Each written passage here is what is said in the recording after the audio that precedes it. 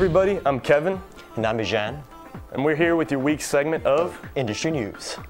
Here is an inspirational story for any of you prospective game developers out there. The Misadventures of PB Winterbottom is a brand new Xbox Live Arcade game that was released on the 17th.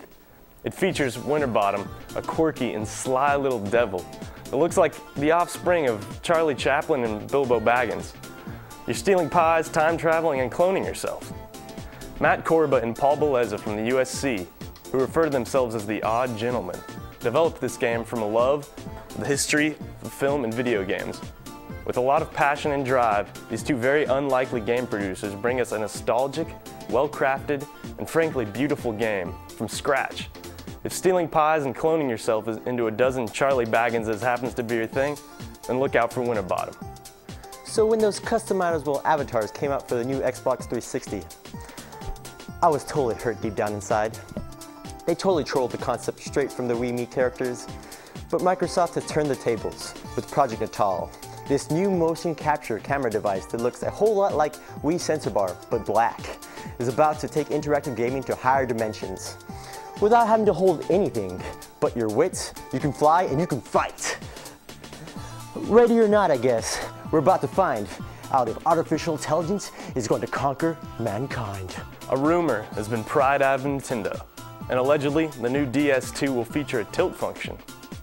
They say that it is comparable to the iPhone, but it does much more, whatever that means. Personally, I think Nintendo needs to get their heads out of their hind parts and take a look at Microsoft's Project Natal.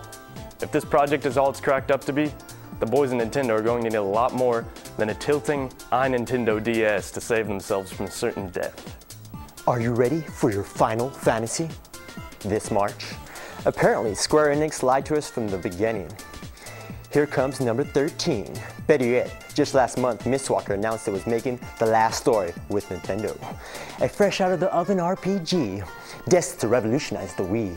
So how will this Final Fantasy crew react to the startling development? It appears that they are deaf to its appearance. Perhaps they too realize it's not going to be the last story, but one of those never-ending sagas that squeeze the mola out of gamer pockets.